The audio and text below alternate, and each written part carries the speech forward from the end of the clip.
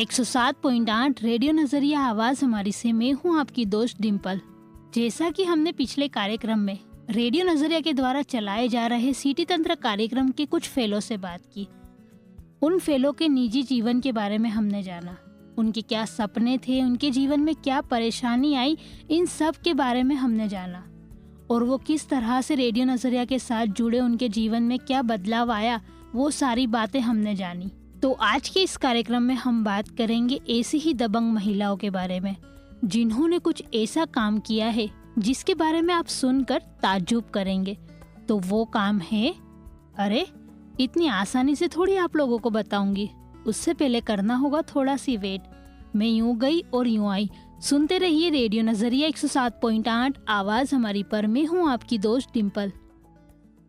Radio नजरिया आवाज हमारी 107.8 रेडियो नजरिया आवाज हमारी से मैं हूँ आपकी दोस्त डिम्पल। आजकल हमारे समाज या हमारे आसपास अगर हम देखें तो कई सारी ऐसी चीजें हैं जो लिंग आधारित हमें देखने को मिलती है और कई सारे काम भी हमें उसी तरीके से देखने को मिलते हैं। हम जानते हैं कि सेक्स जैविक है और वो हमारे शरीर पर निर्भर करता है और कुछ विचार समाज के जरिए सौंपे गए हैं। हमारे समाज में कई सारे लोग कुछ स्टीरियोटाइप में जीते हैं, उनके विचार भी उसी तरह से होते हैं। चलिए मैं कुछ कामों के नाम आपको बताती हूँ। वो काम के नाम सुनकर आपके दिमाग में पहले कौन सा इंसान आता है, महिला या पुरुष, उस काम को सुनकर आपके दिमाग में किसकी छवि दिखती है। तो रेडी हो आप लोग? चलिए स्टार्ट करते हैं। पायलट, नर्स, शिक्षक, plumber, bus driver, electrician, cook, CEO.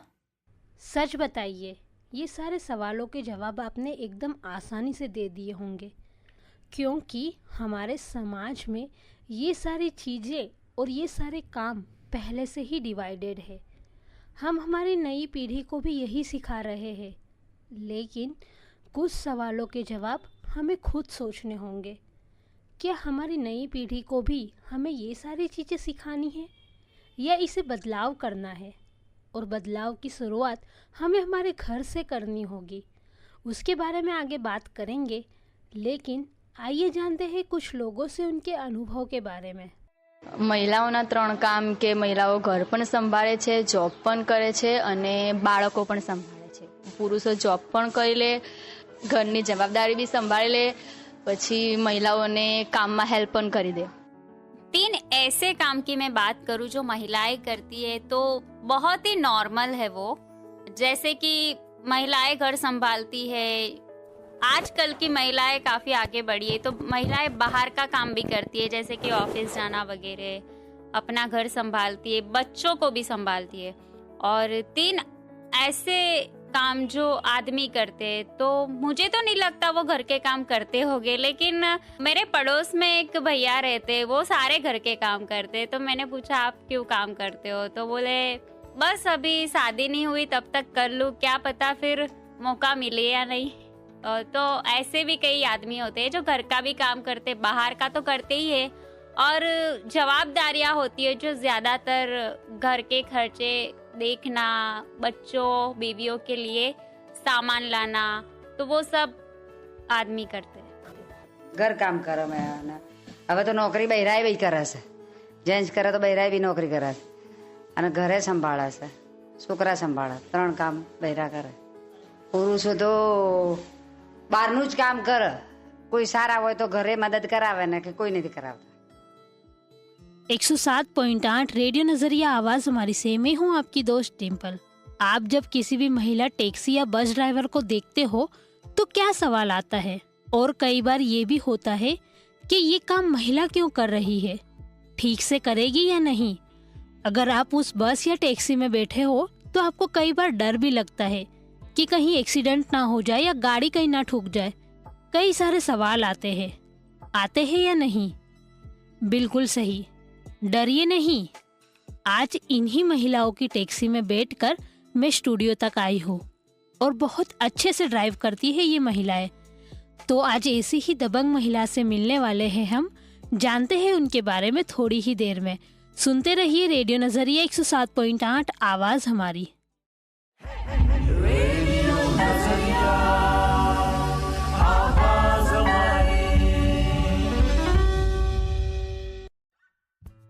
107.8 radio नजरिया आवाज हमारी से मैं हूँ आपकी दोस्त डिम्पल। आज का युग ऐसा युग है जिसमें महिलाओं को संविधान में कई अधिकार दिए गए हैं। आज महिला एक विकासशील भारत को विकसित बनाने के लिए अपना योगदान देती है, परंतु फिर भी उन्हें कई बार अलग अलग रूपों में प्रताड़ित किया जाता है तथा उनके अधिकारों का हनन किया जाता है। आज के समय में किसी भी परीक्षा में महिलाएं समान रूप से शामिल होती है तथा कई बार पुरुषों से अधिक अंक भी लाती है, परंतु कहीं ना कहीं सच ये भी है कि पितृसत्ताक समाज होने के कारण पुरुषों को ही मान और सम्मान दिया जाता है तथा आज भी ऐसे कई प्रांत हैं जहां बेटी होने पर निराशा जाहिर की जाती है। आज के समय में ऐसी कई महिलाएं हैं जैसे कि सुष्मिता सेन, किरण बेदी, पद्मावती। ये महिलाएं सशक्त है, इन्हीं की तरह हमें भी सशक्तिकरण करना है। 107.8 रेडियो नजरिया आवाज हमारी से मैं हूँ आपकी दोस्त डिम्पल। सशक्तिकरण अब हमें करना है। भारत में भी महिलाओं को हम विविध भूमिकाओं में देखते हैं, जैसे कि प्रधानमंत्री, अंतरिक्ष यात्री, उद्यमी, बैंकर, बहुत कुछ। इसके अलावा भी महिलाओं को परिवार की रीढ़ माना जाता है। घरेलू कामों से लेकर बच्चों के पोषण तक की जिम्मेदारियां संभालती है। यही कारण है कि वे मल्टीटास्किंग में भी महान मानी जाती है। जिम्मेदारियों के बीच कुशलता से बाजी मारती है। ऐसी ही कुछ सशक्त महिलाओं से बात करते हैं और जानते हैं उनके बारे में। मेरा नाम अंसारी गुलनाज है और मैं अहमदाबाद बटवा से हूँ और अभी मेरा जॉब है 4 व्हीलर सिखाती, मैं ट्रेनर हूँ। जन विकास एनजीओ में हमारा एक जो प्रोग्राम चलता है ड्राइवर बिन का, जिसमें मैं ट्रेनर हूँ, 4 व्हीलर सिखाती हूँ महिलाओं को। 4 व्हीलर तो बहुत सी लेडीज चलाती हैं, घर की खुद की गाड़ी लेके जाती हैं, लेकिन ये अलग प्रोग्राम ये है कि बहनें खुद की गाड़ी नहीं, एक ड्राइवर के रूप में एक अलग पहचान अपनी बनाती हैं। ड्राइवर की नौकरी हम देखने जाएंगे तो बोलेंगे तो मगज में हमारे दिमाग में यही आता है कि जेंट्स। ड्राइवर कौन होता है? जेंट्स। लेडीज भी किसी से कम नहीं है, वो भी खुद कुछ कर सकती हैं और अलग एक नई पहचान बना सकती हैं, वो ड्राइवर बन सकती हैं।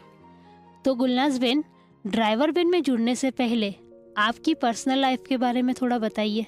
ड्राइवर बेन में जैसे कि जुड़ने से पहले मैं एक हाउस वाइफ ही थी। मेरे 3 बेटे हैं। हाउस वाइफ के तरीके से तो बहुत औरतों को तो बहुत कुछ झेलना ही पड़ता है, शादी के बाद भी, शादी के पहले भी, बचपन से। लेकिन मेरी है कि ये अलग हटके ही मेरा एक सोचना रहता था कि मैं कुछ अलग करूं। बचपन से ही मेरे को है ना बाहर घूमने फिरने का बहुत शौक था। मैं मुस्लिम हूं तो इसलिए मुझे घर से बाहर भी हम लोगों को ज़्यादा जाना नहीं होता था और बुर्का पहनने का, तो मुझे ये सब शौक नहीं था। मुझे घूमने फिरने का, लड़कों के साथ में कंचे खेलने का, कबड्डी खेलने का, ये सब खेलने का बहुत शौक था। सबसे अलग ही सोचती थी मैं। लेकिन जब साइकिल चलाती थी ना तो भैया मुझे बहुत मारते थे पैर पे कि लड़कियों के साइकिल चलाती है, चल अपने खानदान में कोई साइकिल चलाया जा, तू चलाएगी। तो मेरे दिमाग में एक ये चीज़ फिट हो गई बचपन से कि मैं लड़की हूँ, इसके लिए मैं ये साइकिल नहीं चला सकती हूँ। लेकिन वो चीज़ मेरे दिमाग में घर कर गई कि नहीं, मैं तो करूँगी। मैं तो भैया मारे या तोड़े कुछ भी करे, चुपचाप से मैं तो रुपया दे के और भाड़े से साइकिल लेके चलाती थी। जब भी भाई देखते जब भी मारते थे, हार नहीं मानती थी, मार खा लेती थी लेकिन साइकिल नहीं छोड़ती थी। उसके बाद में शादी हुई, फिर शादी के बंधनों में बन गए, बच्चे हो गए। रेडियो नजरिया आवाज हमारी।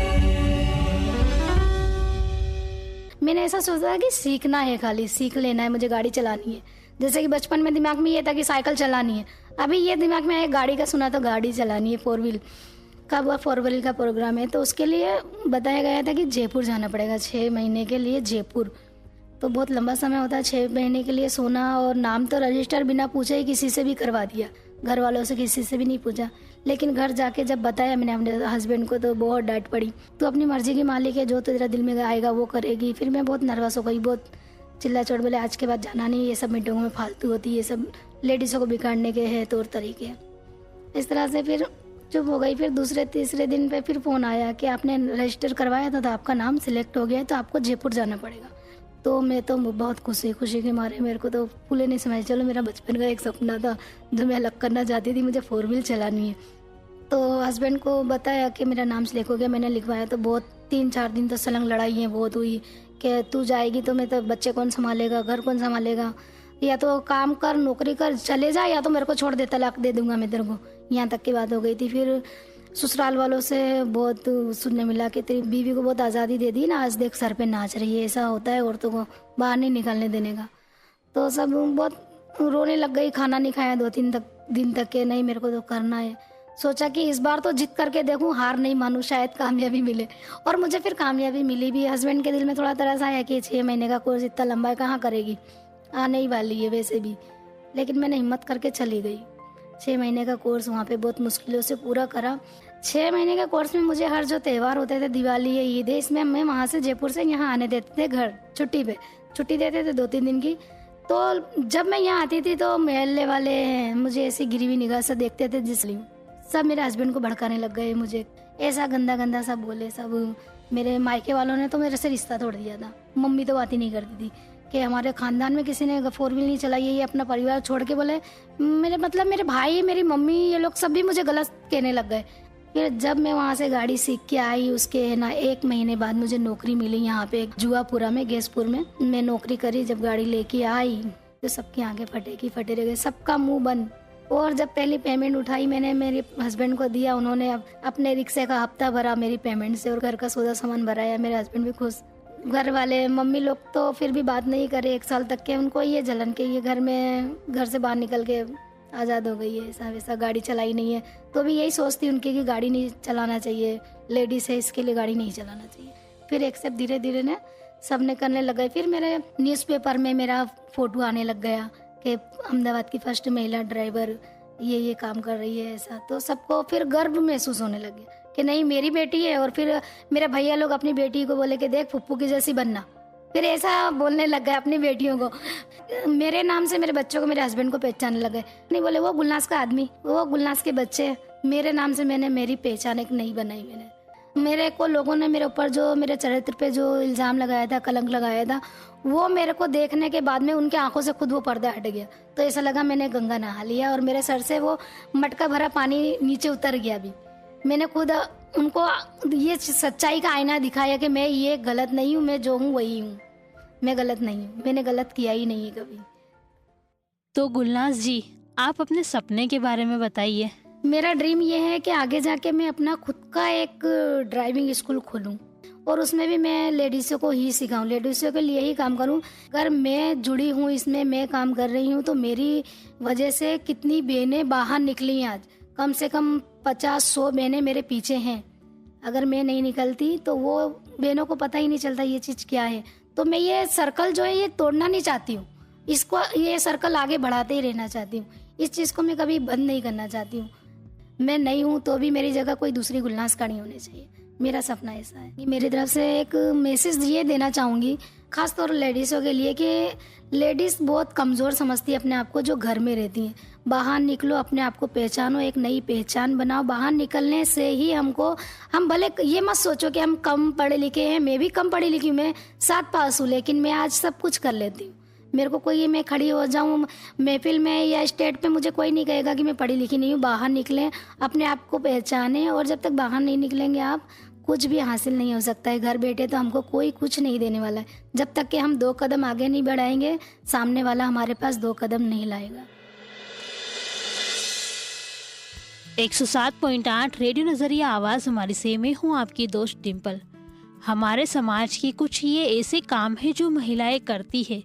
इन महिलाओं को काफ़ी कुछ सुनना पड़ता है, काफ़ी सारी तकलीफ़ों का सामना करना पड़ता है। ये सारी बातें हमने गुलनाज बहन से जानी। इन चुनौतियों का सामना करने के बाद भी ये महिला किसी मुकाम पर है। वो कहते हैं ना, लहरों से डरकर नौका पार नहीं होती, कोशिश करने वालों की हार नहीं होती। ऐसी ही है ये महिलाएं जो हमारे समाज के लिए एक उदाहरण है। तो आगे भी हम बात करते हैं ऐसी ही एक महिला से जिनका नाम भी गुलनाज है। मेरा नाम गुलनाज खान है और मैं अभी 12th कर रही हूँ। अहमदाबाद से ही हूँ मैं। 2 व्हील ट्रेनर भी और 2 व्हील प्रोग्राम लीडर भी हूँ।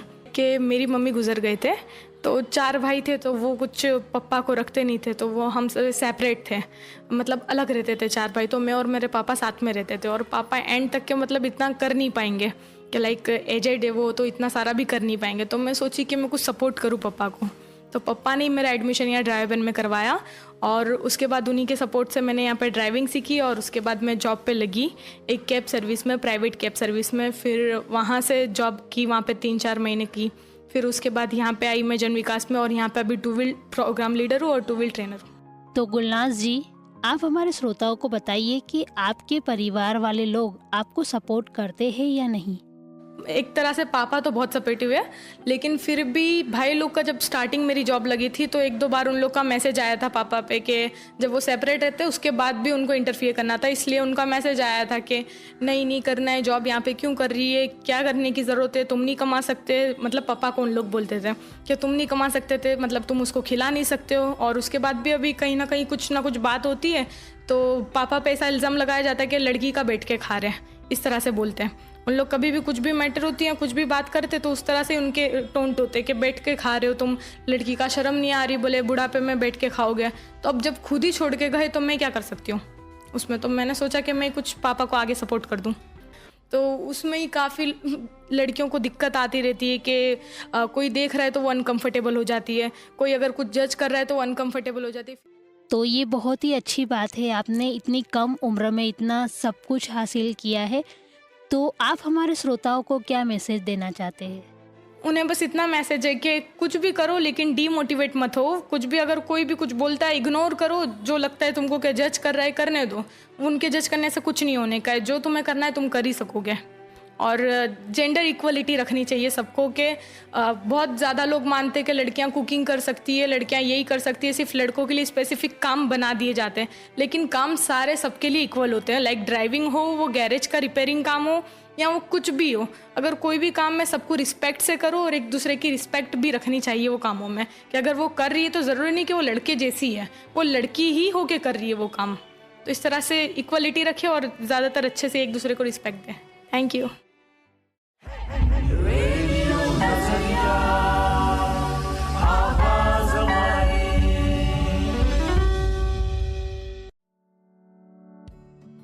तो आज के कार्यक्रम में हमने जाना ऐसी ही दबंग महिलाओं के बारे में जिन्होंने कुछ न कुछ काम करके अपना नाम हासिल किया है। तो अब समय हो गया है हमारे क्विज के कमाल सेगमेंट का, तो देर किस बात की, रेडी हो ना आप अगले सवाल के लिए। तो आज का सवाल है, भारत की पहली महिला आईपीएस अफसर कौन थी? मैं सवाल दोबारा रिपीट कर रही हूँ, भारत की पहली महिला आईपीएस अफसर कौन थी? तो फटाफट दीजिए जवाब, और जवाब देने के लिए आपको हमारा नंबर नोट करना होगा। तो हमारा नंबर है 8849749472। मैं नंबर दोबारा रिपीट कर रही हूँ, 8849749472। तो इन सभी सवालों के जवाब हम जानेंगे आखिरी एपिसोड में, यानी कि एपिसोड 8 में। सुनते रहिए रेडियो नजरिया 107.8 आवाज हमारी।